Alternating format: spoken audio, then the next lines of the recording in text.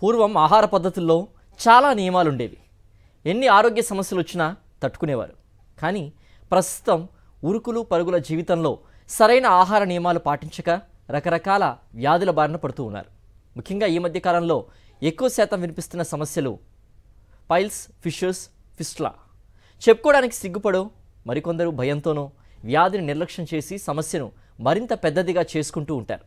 అయితే సరైన సమయంలో మంచి వైద్యం తీసుకుంటే శాశ్వత పరిష్కారం గ్యారంటీ అంటున్నారు హోమియో కేర్ ఇంటర్నేషనల్ వైద్యులు డాక్టర్ సందీప్ గారు. పైల్స్, ఫిషర్, ఫిస్టులా లక్షణాలేంటి, ఎలా నయం చేసుకోవచ్చు, హోమియోపతిలో ఎలాంటి చికిత్స ఉంది, ఇలాంటి మరిన్ని వివరాలు వారిని అడిగి తెలుసుకుందాం. మీరు కాల్ చేయాల్సిన నెంబర్లు 040-233-106-80, మరో number 040-233-107-16. So good afternoon Sandeep garu. Good afternoon sir. So ఎక్కువగా వినిపిస్తున్నటువంటి సమస్యలు చూసినట్లయితే పైల్స్, ఫిషర్స్ అండ్ ఫిస్టులా చెప్పుకుంటూ ఉంటాం. సో అసలు ఈ పైల్స్, ఫిషర్స్ అండ్ ఫిస్టులా అంటే ఏంటి, దీని లక్షణాలు ఎలా ఉంటాయండి? ఓకే అండి. సో ఈ మూడింటిని కూడా మనం యానోరెక్టల్ సమస్యల కింద చెప్తూ ఉంటామండి. సో పైల్స్, ఫిషరు, ఫిస్టులా మూడు కూడా ఈ యానోరెక్టల్ సమస్యలు, వాటికి వచ్చే కారణాలు కూడా ఆల్మోస్ట్ చాలా వరకు సిమిలర్గా ఉంటూ ఉంటాయి. బట్ వాటి ప్రజెంటేషన్ని బట్టి మనం పైల్స్, ఫిషరు, ఫిస్టులాస్ అని చెప్తూ ఉంటాం అనమాట. సో ముఖ్యంగా రకరకాల కారణాల ద్వారా మనకి ఈ రెక్టల్ వీన్స్ అనేటివి ఎన్లార్జ్ అవుతూ ఉంటాయి అన్నమాట. సో వాటినే మనము పైల్స్ అని అంటూ ఉంటాము. అవి ఎప్పుడైతే ఉబ్బుగా ఉంటాయో వాటిని మనం పైల్స్ అంటాం. ఇవి రెండు రకాలుగా మనం చెప్పుకోవచ్చు, ఇంటర్నల్ పైల్స్ అని, ఎక్స్టర్నల్ పైల్స్ అని. అండ్ రెండోది ఫిషర్ అనమాట. సో ఫిషర్ అంటే ఏంటంటే ఒక చీలిక ఏర్పడుతుంది మ్యూకోక్యుటేనియస్ జంక్షన్ దగ్గర, పర్టికులర్గా మన ద్వారం దగ్గర ఉన్న మ్యూకోక్యుటేనియస్ జంక్షన్ దగ్గర చీలిక ఏర్పడడాన్ని మనం ఫిషర్ కింద చెప్తూ ఉంటాం అనమాట. సో దీనివల్ల విపరీతమైన నొప్పి, మంట ఇలాంటి లక్షణాలన్నీ ఉంటూ ఉంటాయి. సో మూడోది వచ్చేసరికి ఫిష్లా. సో ఫిష్లా అంటే ఏంటి అంటే మనకి ఒక హెయిర్ ఫాలికల్ ఇన్ఫెక్ట్ అవ్వడం ద్వారా కానివ్వండి, లేకపోతే తరచూ పెరియానల్ యాప్సిస్ తయారవుతూ ఉండటం కానీ, అంటే సెగ్గడ్లాగా తయారవుతూ ఉండటం కానీ ఆ ప్రాంతంలో ఉండటం వల్ల మనకి రికరెంట్గా ఇవి జరుగుతున్నప్పుడు మనకి ఫిష్లా అనేది ఏర్పడుతూ ఉంటుంది. సో ఈ ఫిష్లా అనేది చిన్న రంధ్రంలాగా బయటకు మనకు కనిపిస్తూ ఉంటుంది మలద్వారం దగ్గరలో, ఐదర్ రైట్ సైడ్ కానీ లెఫ్ట్ సైడ్ కానీ. సో దాని నుంచి మనకి నొప్పి, చీము, రక్తం కూడా ఒక్కొక్కసారి వస్తూ ఉండటం, చీముతో పాటు మిక్స్ అయ్యి ఉండటము, అండ్ ఇచ్చింగ్, దురద, కూర్చోవడానికి చాలా ఇబ్బంది కలిగిస్తూ ఉండటము, ఒక్కొక్కసారి ఈ రంధ్రం నుంచి మనకి మోషన్ కూడా మలం కూడా వస్తూ ఉండే లక్షణాలతోటి మనం చూస్తూ ఉంటాం అన్నమాట. సో ఈ మూడిటికి కూడా ప్రధానమైన కారణాలు మనం కాన్స్టిపేషన్ కింద చెప్తూ ఉంటాం అనమాట. సో మలబద్ధకం సమస్య ఉంటున్నప్పుడు ఈ మూడు సమస్యలు ఏర్పడే అవకాశం ఉంటుంది. సో ఈ మలబద్ధకం సమస్యకి దారితీసే విషయాలు ఇంకా చాలా ఉంటాయి మళ్ళీ. సో అంటే వాటర్ ఇంటేక్ తక్కువగా తీసుకుంటూ ఉండటము, చాలామంది తరచూ మూత్రంకి వెళ్ళాల్సి వస్తుందేమోనని వాటర్ చాలా తగ్గించేస్తూ ఉంటారు. సో ఇలాంటి వాళ్ళలో మనం ఈ కంప్లైంట్ చూస్తూ ఉంటాం. అలాగే ఆహారంలో తగిన పీచు పదార్థాలు లేకపోవటము, సో ఫైబర్ డైట్ తక్కువగా తీసుకుంటూ ఉండటము. అండ్ మూడోది అతి ముఖ్యమైనది సెడెంటరీ యాక్టివిటీ. ఇప్పుడున్న జీవన శైలిలో పెద్దగా తిరుగులాడుతూ కష్టంతో, శారీరక శ్రమతో ఉన్న పనులు చాలా తగ్గిపోతున్నాయి. సో ఆక్యుపేషనల్ పరంగా మనం ఎక్కువసేపు కూర్చొని ఒకటే చోట కంప్యూటర్ ముందో, ల్యాప్టాప్ ముందో ఎక్కువసేపు పనిచేసే పరిస్థితులు ఏర్పడుతున్నాయి. లేదా మన వర్కింగ్ అవర్స్ కూడా చాలా ఆడ్ వర్కింగ్ అవర్స్, మనం రకరకాల కంపెనీస్ తోటి టైప్ అయి చేస్తూ ఉండటం వల్ల కూడా చాలా ఆడ్ వర్కింగ్ అవర్స్ ఉంటున్నాయి అనమాట. పర్టికులర్లీ సాఫ్ట్వేర్ ఎంప్లాయీస్లో మనం ఎక్కువ చూస్తూ ఉంటాము. సో లేట్ నైట్స్ పాపం 6 o'clock 7 o'clockకి లాగిన్ అవుతారు చాలామంది పేషెంట్స్ చెప్పే కంప్లైంట్ అనమాట. అండ్ మార్నింగ్ 4 o'clock 5 o'clockకి లాగౌట్ అవ్వటము, దానివల్ల రాగానే నిద్రపోవటము, లేదా లేట్ నైట్ పాపం 2-3 గంటలకు భోజనం చేస్తూ ఉంటారట వాళ్ళు. సో ఇలాంటి వాళ్ళల్లో కూడా ఈ కంప్లైంట్స్ వచ్చే అవకాశం చాలా ఉంటుందన్నమాట. సో దీంతోపాటు ఇంకా కొన్ని diseases like hormonal problems like thyroid కానివ్వండి, డయాబెటీస్ సమస్యలతోటి ఉంటున్నప్పుడు మనకి కాన్స్టిపేషన్కి దారి తీయచ్చు. అలాగే కొన్ని రకాల మందులు వాడుతూ ఉంటారు రకరకాల ఆరోగ్య సమస్యలకి. సో అవి మనకి కాన్స్టిపేషన్కి దారి తీస్తూ ఉంటాయి. అండ్ స్మోకింగ్ కానివ్వండి, ఆల్కహాల్ కానివ్వండి, ఇవి కాన్స్టిపేషన్కి దారితీస్తాయి. And last obesity. సో ఎక్కువ బరువు ఉండటం కూడా మన బలవంతాన్ని తీస్తూ ఉంటాయి. సో ఈ కారణాలన్నీ కూడా మనకి పైల్స్ లేదా ఫిషర్, ఫిష్లా ఎటువంటి సమస్య కన్నా దారితీసే అవకాశం ఉంటుంది. కాలర్ అండి, వారితో మాట్లాడదాం. వైజాగ్ నుంచి కాలర్ ఉన్నారండి, చెప్పండి. చెప్పండి, వినిపిస్తుందా అండి? హలో. చెప్పండి అమ్మా, వినిపిస్తుంది. అదేనండి, నాకు సైడ్స్ ఉన్నాయండి, 25 సంవత్సరాల పైన అయితే. ఓకే అమ్మా. పిల్లలే వచ్చేసేయండి. మోషన్స్ రోజు అవుతుంది, అప్పుడప్పుడు అదే గట్టి వస్తుందండి. ఓకేనమ్మా. సో పైల్స్ బయటికి కనిపిస్తున్నాయమ్మా? డిస్కనెక్ట్ అయింది. సో చాలా ఈ లేడీ చెప్తున్నట్టుగా మోషన్కి వెళ్తున్నప్పుడు డిస్కంఫర్ట్, వన్స్ లాంగ్ టైమ్ మనకి కాన్స్టిపేషన్ ఇష్యూస్ తోటి బాధపడుతున్నప్పుడు మనం ఈ మొలలు చూస్తూ ఉంటాం అనమాట. సో ఈ రెక్టల్ వీన్స్ అనేటివి మనకి 2 రకాలుగా చెప్పచ్చు, ఇంటర్నల్ పైల్స్ అని, ఎక్స్టర్నల్ పైల్స్ అని. సో ఇవి బయటికి బాగా ఉండటము, ఒక సింగిల్ మాస్ లాగా ఉంటుంది, లేదా ఒక 3-4 మాసెస్ లాగా కూడా, లైక్ బంచ్ ఆఫ్ గ్రేప్స్ లాగా కూడా, ద్రాక్ష గుత్తి వలె కూడా మనకి బయట కనిపిస్తూ ఉంటాయి. సో వీటి వల్ల కూడా మనకి మోషన్స్ ఆఫ్ అవ్వదు. సో ఎందుకంటే ఆ మలద్వారం అనేది ఇంకా నేరో అయిపోతూ ఉంటుంది కాబట్టి ఈ కాన్స్టిపేషన్ అనేది ఇంకా దారితీస్తూ ఉంటుంది. దాంతోపాటు ఎప్పుడన్నా మన డైటరీ స్టైల్స్లో ఏమన్నా అటు ఇటుగా జరిగినప్పుడు ఈ కాన్స్టిపేషన్ ఇంకా తీయటము, కొంచెం వేగ్ డిస్కంఫర్ట్, పెయిన్తో పాటు మనం ఎక్స్టర్నల్ పైల్స్ని చూస్తూ ఉంటాం అన్నమాట. సో ఈ యొక్క అక్యూట్ పెయిన్ని, బ్లీడింగ్ని సో లాంగ్ టర్మ్ నుంచి ఫేస్ చేసేటటువంటి వాళ్ళు చాలామంది ఉంటారు. సో వాళ్ళకి ఇచ్చేటువంటి ట్రీట్మెంట్లో మీరు ఎలాంటి జాగ్రత్తలు తీసుకుంటూ ఉంటారు? ఓకే అండి. సో మనకి పైల్స్లో మనకి ఇందాక నేను చెప్పినట్టుగా ఇంటర్నల్ పైల్స్లో మనకి బ్లీడింగ్ పర్ రెక్టమ్ అనేది చాలా ఎక్కువ చూస్తూ ఉంటాం అన్నమాట. అంటే మోషన్కి వెళ్ళే ముందు టైంలో కానివ్వండి, లేదా మోషన్తో పాటు, లేదా తర్వాత చివర్లో కూడా ఎప్పుడైనా కానీ మనకి బ్లీడింగ్ వచ్చే అవకాశం ఉంటుంది. సో ఇంటర్నల్ పైల్స్ నుంచి వచ్చే బ్లీడింగ్ మనకి చాలా బ్రైట్ రెడ్ కలర్లో ఉంటుంది అండ్ పెయిన్లెస్గా ఉంటుంది. సో పెయిన్లెస్ బ్లీడింగ్ ఉంటుంది అంటే అది ఇంటర్నల్ పైల్స్ అని మనకి చాలా వరకు క్లినికల్గానే మనం నిర్ధారించుకోవచ్చు. అదే ఎక్స్టర్నల్ పైల్స్కి వచ్చేసరికి బ్లీడింగ్ పర్ రెక్టమ్ అనేది చాలా తక్కువగా చూస్తూ ఉంటాము. బట్ ఎప్పుడన్నా బ్లీడింగ్ అయినప్పుడు డార్క్ కలర్డ్ ఉంటుంది అనమాట బ్లీడింగ్, అండ్ కొద్దిగా డిస్కంఫర్ట్, వేగ్ పెయిన్, గుంజుతున్నట్టుగా ఉండటము, ఈవెన్ కూర్చోవటం కూడా ఎప్పుడన్నా లాంగ్ సిట్టింగ్ ఉంటున్నప్పుడు ఒక వేగ్ డిస్కంఫర్ట్ ఉండటం, ఎందుకంటే 1 or 2 లేదా ద్రాక్ష గుత్తి వల్ల మాస్ ఉండటం వల్ల మనకు కూర్చోవటం కూడా ఆ కుషన్కి ఇబ్బందిగా అనిపిస్తూ ఉంటుంది. సో కాకపోతే మనకి ఈ ఫిషర్ ఇన్ యానో కూడా చాలా సందర్భాల్లో కో ఎగ్జిస్టింగ్గా ఉంటూ ఉండొచ్చు. సో ఆ పెయిన్ అనేది ఎలా ఉంటుంది అనేది మనం తెలుసుకోవాల్సి ఉంటుంది. చాలా సందర్భాల్లో ఈ ఫిషర్ ఉండేటప్పుడు మనకి స్టిచ్చింగ్ పెయిన్, ఏదో సూదులతో గుచ్చుతున్నట్టు, ఏదో ముళ్ళు గుచ్చుకుంటున్నట్టుగా ఉంటుంది డాక్టర్ గారు అని చెప్తూ ఉంటారు అనమాట చాలాసార్లు. అండ్ మోషన్కి వెళ్తుంటప్పుడు ఆ మంట, నొప్పి చాలా విపరీతంగా ఉంటుంది. కొంతమందిలో ఒక పావు గంట నుంచి అరగంట వరకు బాధ పెడితే, కొంతమందిలో మాత్రం సివియర్గా ఉండేటప్పుడు ఆ రోజంతా కూడా ఆ మంట, నొప్పితో బాధపడుతూ ఉంటారు.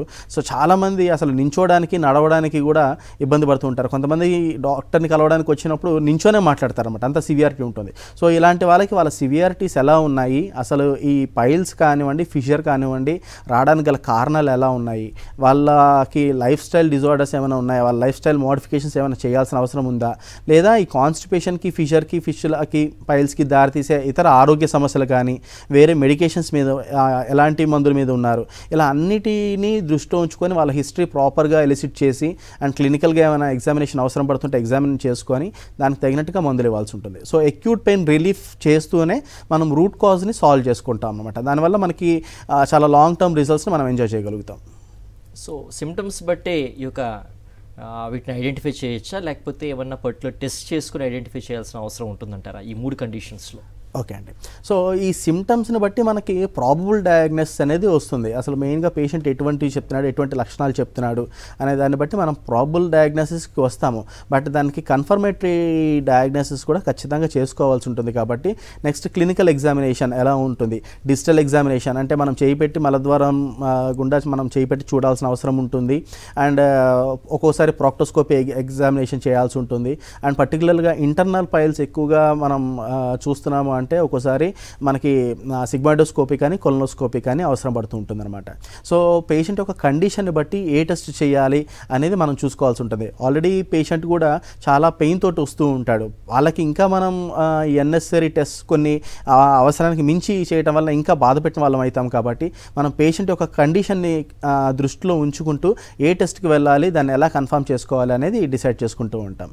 సో ఆ టెస్టులతో పాటు చాలా సందర్భాల్లో ఉదాహరణకి ఇప్పుడు మనం పైల్స్లో కానివ్వండి, కానివ్వండి లేదా ఫిష్లలో కూడా బ్లీడింగ్ అనేది ఎక్కువగా ఉంటూ ఉంటుంది. సో ఎంత బ్లీడింగ్ ఆల్రెడీ మన దగ్గరకు వచ్చేసరికి చాలా కాలం నుంచి బ్లీడింగ్ అవుతుంది, 2 నెలల నుంచి 3 నెలల నుంచి అని చెప్తుంటారు. ఎంత క్వాంటిటీ ఆఫ్ బ్లడ్ పోయిందో మనకు తెలియదు. సో వాళ్ళ హిమోగ్లోబిన్ లెవెల్స్ ఎలా ఉన్నాయి అని తెలుసుకోవడానికి మనం సిబిపి చెక్ చేసుకుంటూ ఉంటాం. సో ఆ హిమోగ్లోబిన్ లెవెల్స్ని బట్టి మనం ఇంకేమైనా బ్లడ్ ఇంప్రూవ్ చేయడానికి ఇంకేమైనా మందులు ఎక్స్ట్రా చేయాల్సి ఉంటుందా, ఇలా అన్నిటినీ కూడా చూసుకొని మనం ముందుకు వెళ్ళాల్సి ఉంటుంది. అపార్ట్ ఫ్రమ్ మీరు ఇచ్చేటువంటి ట్రీట్మెంట్తో పాటుగా హోమ్ రెమెడీస్ ఏమేమి సజెస్ట్ చేస్తారండి ఇంట్లో తీసుకోవాల్సిన జాగ్రత్తల విషయాన్ని చూసినట్లయితే? పర్టికులర్గా మనకి ట్రీట్మెంట్ అనేది చాలా అవసరం అండి. సో దాంతోపాటు తగిన జాగ్రత్తలు కూడా చాలా ముఖ్యమే. సో ఎందుకంటే మనం ఎంత మందులు వాడుతున్నా కానీ నేను యాడిక్వేట్ హైడ్రేషన్ నేను మెయింటైన్ చేయలేను, తగిన మోతాదులో నాకు నీరు తీసుకోలేను అన్నప్పుడు కంప్లైంట్స్ కొంచెం మనం అనుకున్న రిజల్ట్ కొద్దిగా తక్కువగా ఎక్స్పెక్ట్ చేస్తుంటాం అనమాట. సో వాళ్ళకి ప్రాపర్గా యాడిక్వేట్ హైడ్రేషన్ ఖచ్చితంగా మినిమం 3 to 4 లీటర్స్ వాళ్ళ బాడీ వెయిట్కి తగినట్టుగా ఎంత హైడ్రేషన్ అవసరం పడుతుంది అనేది మనం సజెస్ట్ చేస్తూ ఉంటాం. అలాగే డైట్లో ఖచ్చితంగా పీచు పదార్థాలు, కారం మసాలాలు అండ్ రెగ్యులర్ నాన్ వెజ్ లాంటివి కాకుండా కొంచెం వెజిటేబుల్స్ ఎక్కువ తీసుకోమని సజెస్ట్ చేస్తూ ఉంటాము.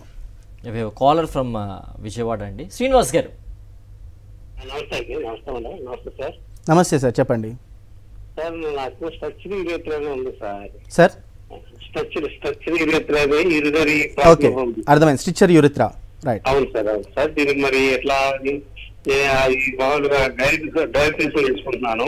ఓకే, అంటే నెలకు ఒకసారి డైలెట్ చేస్తారా లేదా వారంలో ఒకసారి చేస్తారా? రోజు చేస్తున్నాం సార్.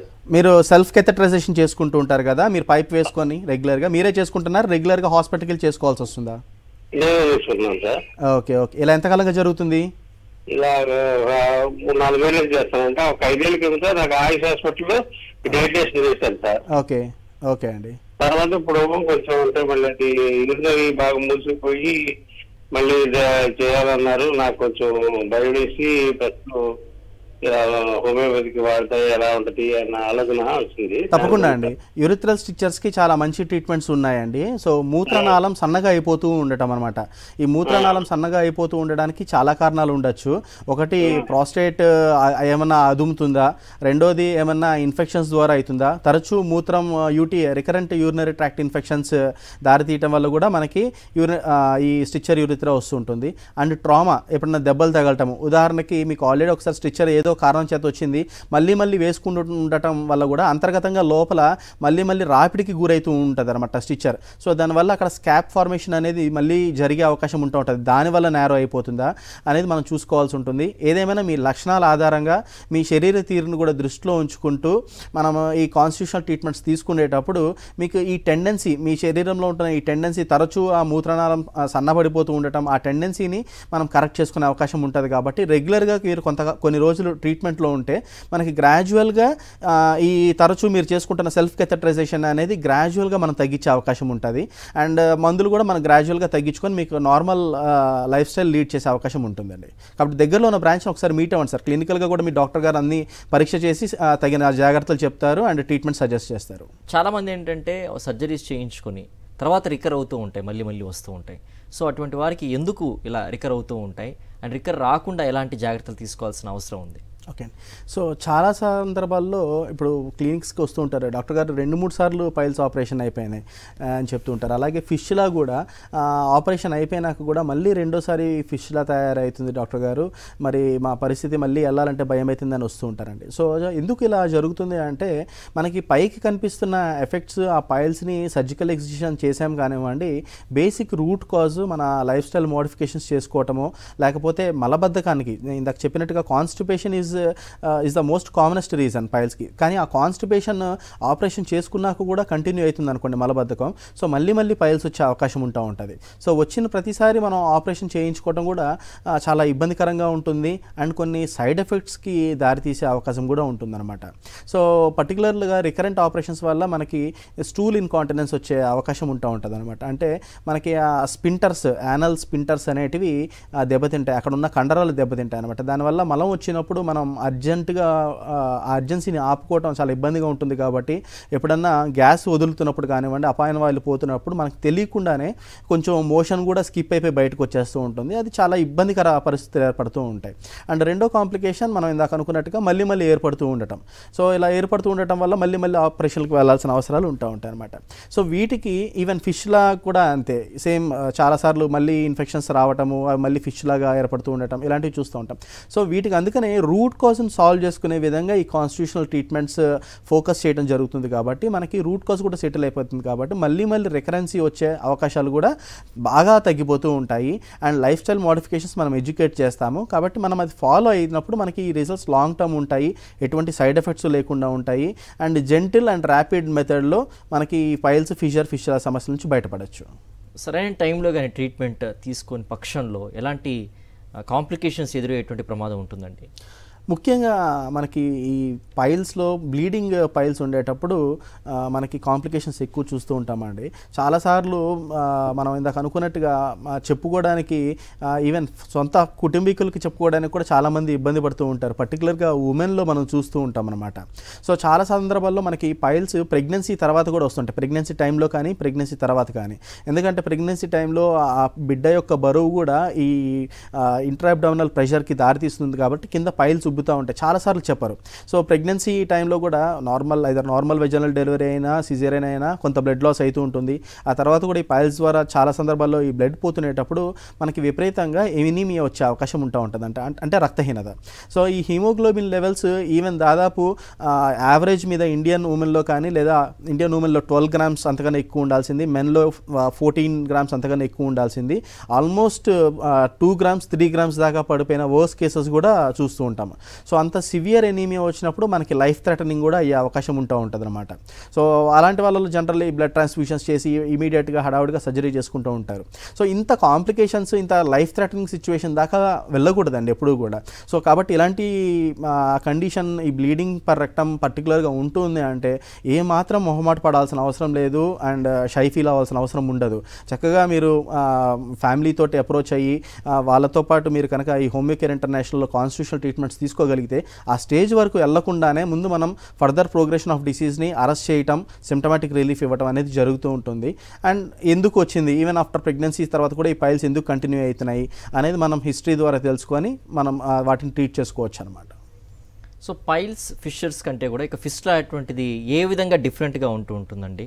దానివల్ల వచ్చేటువంటి కాంప్లెక్సిటీస్ని పర్టికులర్గా చెప్పాలంటే ఏం చెప్తారండి? సో మనకి ఈ ఫిస్టులా అనేది మనకి మలద్వారం చుట్టూతా ఉన్న వెంట్రుకలు చాలాసార్లు ఇన్ఫెక్ట్ అవుతూ ఉంటాయి అనమాట. హెయిర్ ఫాలికల్స్ ఇన్ఫెక్షన్ అవుతూ ఉంటాయి. అండ్ కొంతమందిలో జనరల్గానే యాప్సిస్ తయారయ్యే అవకాశం ఉంటుంది because of improper hygiene methods కానివ్వండి, లేకపోతే ప్రొలాంగ్డ్ సిట్టింగ్ ఉండే వాళ్ళల్లో మనకి ఇవి చూస్తూ ఉంటాము. చాలాసార్లు మనం రకరకాల మందులు వాడుకొని ఆ పెయిన్ తగ్గించుకోవటమో లేకపోతే ఆ 1 వీక్ కొంచెం రెస్ట్ తీసుకోవటమో, డైట్ కంట్రోల్ చేయటమో చేస్తారు. కానీ మళ్ళీ అవే తరచూ అయినప్పుడు మనకి ఈ ఫిష్లో ఏర్పడుతుంది. సో ఈ ఫిష్లో అనేది బయటికి కనిపించే ఓపెనింగ్, దాంట్లో నుంచి మనకి చీము, నెత్తురు, మలంతో కూడిన చీము వస్తూ ఉండటము, ఆ వాటరీ డిశ్చార్జ్ ఉండటం వల్ల మన ఇన్నర్ క్లాత్స్ అన్నీ కూడా వెట్ అవుతూ ఉండటము, పెయిన్, కొన్ని సివియర్ ఉండేటప్పుడు లో గ్రేడ్ ఫీవర్ కూడా వచ్చే అవకాశం ఉంటుంది. సో దీంతో పాటు అసలు మనకి ఇది బయటికి కనిపించే ఓపెనింగే కానివ్వండి, లోపల ఎక్కడో మనకి ఇంటర్నల్ ఓపెనింగ్ అనేది లోపల ఇంకోటి ఉంటుందన్నమాట. సో ఈ రెండు కూడా ఇంటర్నల్ ఓపెనింగ్ ఒకసారి రెక్టమ్ దాకా కూడా వెళ్ళి రెక్టమ్కి అటాచ్ అయ్యే అవకాశం ఉంటుంది. సో ఈ రెండింటిని జాయిన్ చేస్తూ ఉన్న ట్రాక్నే మనం ఫిష్లా అంటాం అనమాట. సో ఇది మనకి రకరకాల షేప్స్లో ఉండొచ్చు. మనకి ఎడం వైపు నుంచి కుడివైపుకి లేదా కుడివైపు నుంచి ఎడం వైపు వరకు కూడా ఉంటుంది, చాలా దూరంగా కూడా ఉంటుంది. ఇవన్నీ కూడా మనం ఎంఆర్ఐ ఫిషియోగ్రామ్ లేదా మనం పర్రెక్టల్ ఎగ్జామినేషన్ చేసినప్పుడు మనకి తెలుస్తూ ఉంటుంది అనమాట. సో దీనికి చాలా సందర్భాల్లో సర్జరీస్ వెళ్ళి వస్తూ ఉంటారు, లేదా ఒకసారి డైరెక్ట్గా అప్రోచ్ అయినప్పటికీ కూడా మనం ఈ సిమ్టమ్స్ని దృష్టిలో ఉంచుకొని మనం ట్రీట్ చేస్తూ ఉంటాం అనమాట. సో వీటిని గ్రాడ్యువల్గా మన ఇమ్యూనిటీని బూస్ట్ చేసుకోవటము, ఆ సెల్ఫ్ హీలింగ్ పవర్ని సెల్ఫ్ హీలింగ్ మెకానిజంని మనం కొద్దిగా ఇండ్యూస్ చేసుకోవటం వల్ల మనకి గ్రాడ్యువల్గా సిమ్టమాటిక్ రిలీఫ్ వస్తూ ఈ ఫిష్ల ట్రాక్ట్ అంతా కూడా పూడుకుపోయే విధంగా ట్రీట్మెంట్స్ అనేటివి ఉంటూ ఉంటాయి. అది మళ్ళీ తరచూ రాకుండా ఉండడానికి కావాల్సిన డైటరీ మోడిఫికేషన్స్ కానివ్వండి, హైజీన్ మెథడ్స్ ఎలా ఉంచుకోవాలి అనేది కూడా మనం సజెస్ట్ చేస్తూ ఉంటాం అనమాట. సో ఈ కండిషన్లో ఉన్నటువంటి పేషెంట్స్ తరచుగా చేసేటువంటి మిస్టేక్స్ ఏముంటాయండి? మీ దగ్గర చాలామంది పేషెంట్స్ వస్తుంటారు, రిపీటెడ్గా మిస్టేక్స్ చేస్తూ ఉంటారు, ఇది చేయొద్దన్నా కూడా. So what you say on that? పర్టికులర్గా చాలామంది ఈ ఈ పైల్స్లో మనం ఎక్కువగా చూస్తూ ఉంటాము. చాలా సందర్భాల్లో వస్తారు, పైల్స్ అయినా ఫిషర్ అయినా స్మోకర్స్ అండ్ ఆల్కహాలిక్స్లో మనం ఎక్కువ చూస్తూ ఉంటాం అనమాట.